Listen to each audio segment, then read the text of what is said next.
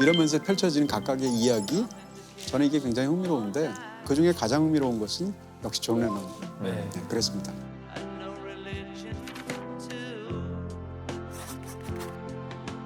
존 레논이 사실은 폴 맥카트니와 함께 투탑이지 않습니까? 근데 폴 맥카트니는 70년대 내내 승승장구하거든요. 또 윙스라는 그룹 만들면서 수많은 명곡들을 만들고 그러는데 상대적으로 존 레논은 이 업앤다운이 굉장히 심했고요.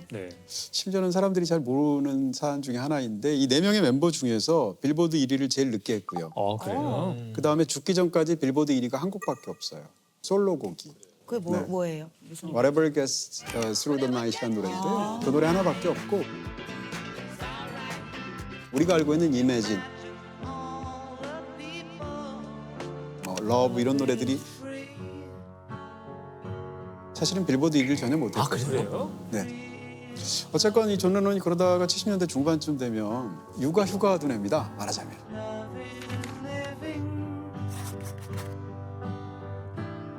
두 번째 결혼해서 오노 요코 사이에서 난 션 레논이라는 아들이 있는데 그 아들이 이제 끔찍하게 사랑하면서 아들을 키우는 일에 4, 5년을 집중해요.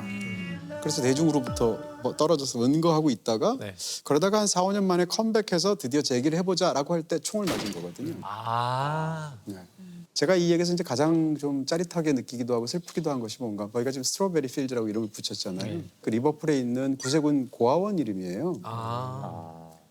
부모가 심각한 불화가 있었고 6살 때 6살짜리 아이한테 아빠랑 같이 미국에 갈래? 아니면 엄마랑 같이 영국에 남을래? 라는 걸 선택을 강요했어요. 따라갈래? 이거. 그렇죠.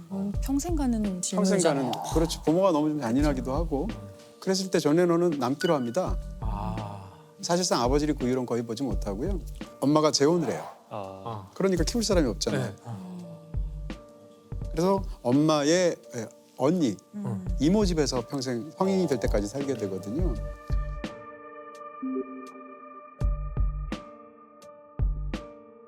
근데 이모 집에 살다 보니까 이 떠난 엄마 입장에서도 아들이 보고 싶지 않겠어요? 그래서 가끔씩 이렇게 오게 되죠.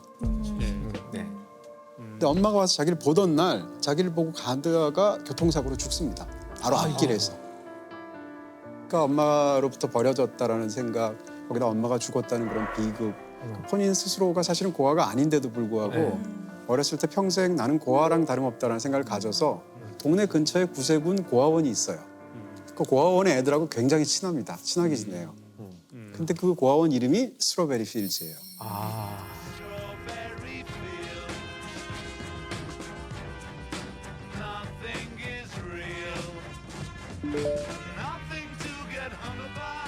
그런 여러 가지 애틋한 마음이 있기 때문에 아내인 오노 요코가 거기다 스트로베리 필즈라고 이름을 붙인 거죠.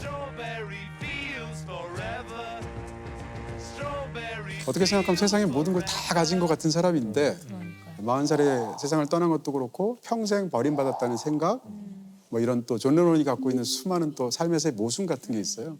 굉장히 위대한 일들도 했지만 말도 안 되는 실수도 저지르기도 하고 이런 모든 게 얽혀 있는 것이 저한테는 이제 하나의 거대한 파노라마처럼 느껴지죠. 무슨 실수를 했어요? 그러니까. 예를 들어서 이제 뭐 가정적으로만 봐도 비틀스가 이렇게 엄청나게 떠서 국제적인 스타가 됐을 때 4명 중에 유일한 유부남이었어요. 존 레논이. 신시아라는 여자랑 처음 결혼을 했는데 그 사이에서 줄리언 레논이라는 아들이 태어나는데 이 아들한테는 쉽게 하면 굉장히 냉랭하게 대하죠. 그로부터 몇 년 지나지 않아서 오노 요코를 만나기 때문인데요.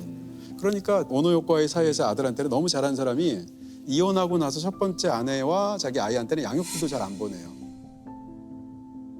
배드파더네, 배드파더. 네, 굉장히 냉정하게 대합니다. 옆에서 보다 못한 사람이 폴 맥카트니예요. 폴 맥카트니가 보니까 어려서부터 같이 친하게 지내고 친구 아들이잖아요. 얘가 너무 불쌍하거든요. 어려서 자기는 폴 맥카트니 아저씨를 아버지 존 레논보다 자주 봤다는 거예요. 이 아이가 너무 불쌍하잖아요. 그래서 얘를 위로하면서 만든 노래가 헤이 주드. 주드가 줄리언이거든요. 네.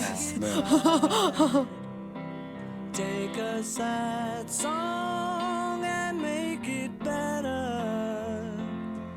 Remember. 아이러니가 너무 많은데 헤이 주드를 지금 남아있는 어떤 클립 같은 영상이 있어요. 밴드들이 이제 그 노래를 부르는데 후반부가 되면 이 반주를 넣던 존 레논이 격렬하게 코러스를 넣어요.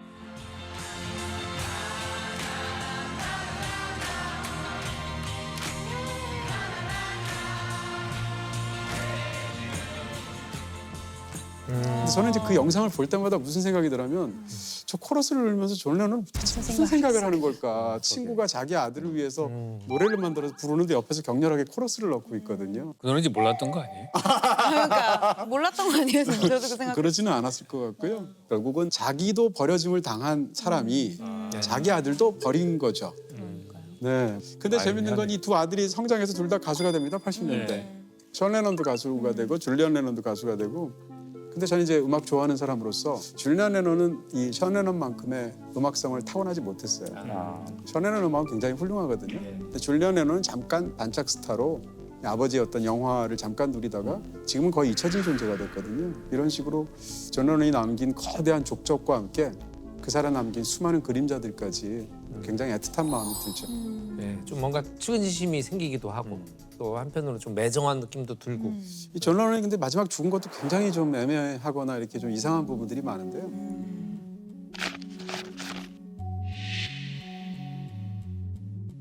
그날 이제 자기 나중에 유작이 되는 더블 판타지라는 앨범을 이제 녹음하러 스튜디오에 가야 되잖아요. 그 집을 나오는데 어떤 사람이 와가지고 마크 체프먼이라는 사람인데 팬이라고 말하고 사인을 해달라고 그래요.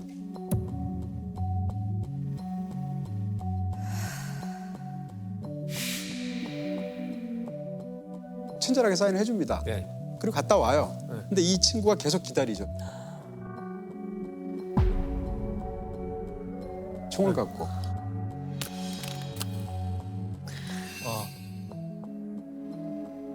그러다가 돌아왔을 때 존 레논 이름을 부르니까 쳐다보면 총을 쏴서 죽이거든요.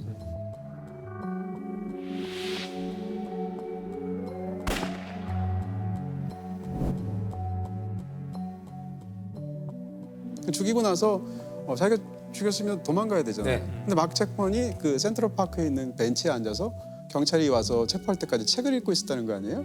그 책이 허밀밭의 파수꾼입니다. 그래서 그 책이 그렇게 또 사연이 많은 책이 원래 유명한 책이지만 네. 그것 때문에 다시 또 심지어는 팔리게 되는 그런 어떤 계기도 있었고 이 사람이 왜 죽였느냐에 대한 수많은 얘기가 있어요. 네. 본인 스스로는 뭐 약간 정신질환이 있는데 자기가 진짜 레논인데 가짜 레논이 내 행세를 한다라는 주장을 한 적도 있고요. 그다음에 존 레논은 70년대 내내 마치 이렇게 빈자들을 위해서 가난한 사람들 위해서 노래한 것 같지만 그 사람 자체는 다코타 하우스에 살면서 위선적인 인간 아니냐라는 얘기를 법정에서 말하기도 해요.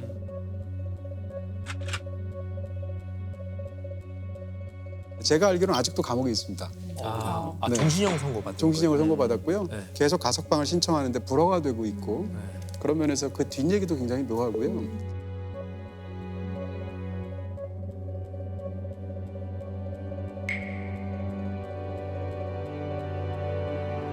20세기 문화의 가장 큰 특색이 뭘까라고 생각했을 때 미국 네. 지금 뉴욕도 이제 그런 부분에서 중요할 텐데 저는 이제 더 큰 걸로 얘기하면 대중문화의 본격화된 어떤 발흥이라고 말할 수 있고 또 한 가지는 인류 역사상 처음으로 10대 문화가 주도하는 것이 탄생한 것이 사실상 20세기 중반이거든요. 아, 10대 문화. 오빠 뭐 그런 거 아이돌. 말씀이죠. 아이돌. 옛날에는 10대 문화가 전체 문화를 주도하려면 10대들이 어떤 경제적인 그 이제 능력이 있어야 되는 거잖아요. 네, 그렇죠. 이게 가능했던 이유 중에 하나가 사실 2차 세계대전하고 관련이 있거든요. 2차 세계대전이 일어나게 되면 미군들은 대거 전선에 네. 참가하잖아요. 그럼 이제 군수공장이라든지 이런 것을 통해서 일을 해야 되는데 누가 하나면 엄마들이 한단 말이에요. 네. 아빠는 전쟁터에 나가 있고 엄마는 군수공장에서 일을 하고 이런 상황에서 남아있는 아이들이 소비권을 결정을 해야 돼요. 물건을 뭘 사고 뭐 등등등까지. 이러는 상황에서 아이들이 소비의 주체로 올라왔다는 거고요. 그리고 나서 전쟁이 끝나는 45년 이후가 되면 본격적으로 대중문화 폭발하기 시작하고 네. 자동차 문화가 확산이 되고 미국 하면 떠올리는 중산층의 이미지가 있잖아요. 교회 지역에 길이 하나 딱 있고 2층 집 있고 아이들 방은 위층에 있고 목재 건물이고 이런 것들. 네. 나홀로 집에 나오는. 그렇죠.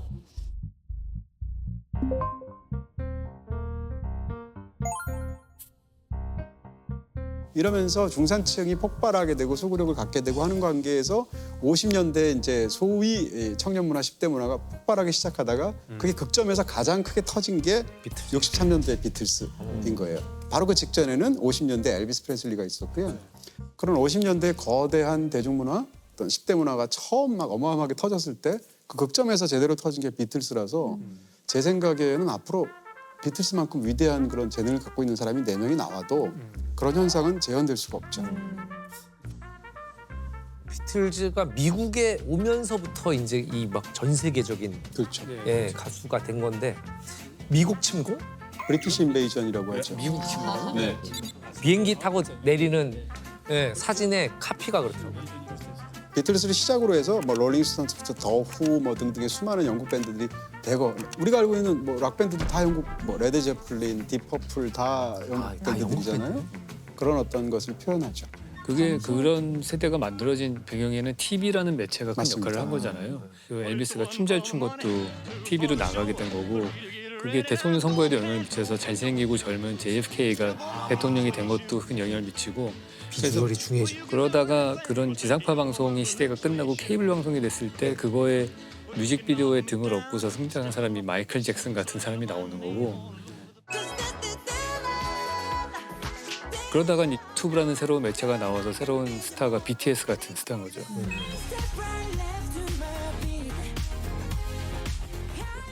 그러니까 새로운 투브 스타는 유현준 아닌가요?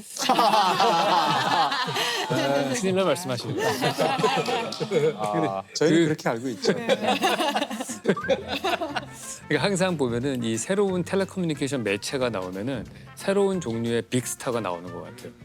그래서 유튜브 다음에 다른 매체가 나오면은 또 우리는 그 전에 상상할 수 없었던 어떤 종류의 어떤 대중 스타가 나오겠죠. 그 말씀하신 부분하고 연관해서 이제 TV가 엄청나게 강해지게 되잖아요. 50년대가 주도하게 되니까 영화는 반대로 위기가 되거든요. TV랑 경쟁을 해야 되는데 TV를 다 보지 누가 돈을 내고 극장 가서 보겠어요? 그러니까 TV가 따라올 수 없는 쪽으로 영화가 발전하죠. 대표적으로 시네마스코프가 50년대 나옵니다. 그래서 화면이 어마어마하게 큰 대형 사이즈 이런 데서 배너라든지 10개라든지 이런 영화라면 그걸 텔레비전 하나로 보면 너무 답답하잖아요. 이렇게 이제 승부를 한다든지. 그래서 옛날에 영화 광고에 배너 네. 70mm 대형 그렇죠. 화면 이렇게 신문에 써져 있었어요. 청천연색 시네마스코프 이렇게 써있죠. 근데 맞아요. 근데 그때 당시에 왜 영국에서만 그렇게 많은 밴드들이 만들어지고 그 사람들이 나도 그게 미국으로 궁금해. 오고 그럴까요? 왜 미국에서 안 만들어지고 왜 영국? 이게 그런 게 우리가 역사에 이렇게 있어. 맨하탄에 와서 이 얘기를 하니까 그런지 모르겠는데 네. 이게 역사 계속 반복된다는 생각이 자꾸 들거든요. 그럴 수 처음에는 있겠네요. 이제 새로운 시장, 살아갈 터전을 찾아서 오잖아요. 그 다음에는 문화가 또 이쪽으로 오고 또 전쟁 때에는 과학기술이 또 미국으로 오고 이게 계속 뭔가 그러네요. 예, 그 흐름들이 미국은 더 수용적인 사회여서 그런지 아니면 영국, 유럽 사람들은 더 진출하는 사람들이어서 그런지 그런 제 생각에는 미국이 본진이어서 그런 게 굉장히 큰 것 같고요. 본질. 본 무대, 예. 그러니까 큰 무대가 미국이어서 대중문화의 중심으로 가고 싶으면 미국으로 가야 되는. 그렇습니다. 그러니까 미국이 거대한 어떤 블랙홀처럼 걸 다 끌어들이게 되는데. 본진이라는 게 사실 돈이잖아요. 그렇죠. 2차 세계대전 때 유럽이 완전 초토화된 다음에 미국은 그 전쟁에 참여했지만 사실 산업을 그대로 유지를 했거든요. 그러니까 전쟁이 끝나자 굴러가는 공장을 가진 나라는 미국밖에 없었어요, 사실. 그래서 그 이후에 세계 경제에서 완전히 미국이 땅 짚고 헤엄치는 그런 사업을 하게 돼요. 그래서 어마어마한 진짜 미국 역사를 통틀어 최고의 경제 호황을 맞게 되거든요. 그게 이제 50년대, 60년대까지 계속 이어지는 상황에서 아마 당시에 유럽에서 아무리 뛰어난 뮤지션이라도 성공을 하고 싶다면 당연히 돈과 모든 것이 있는 미국으로 가야 하지 않았을까. 근데 거기다가 영국 사람들은 똑같은 영어를 그렇죠. 쓰잖아요. 언어까지 똑같으니까 언어가 무조건 똑같으니까. 이리 왔어야 될 것 같은데.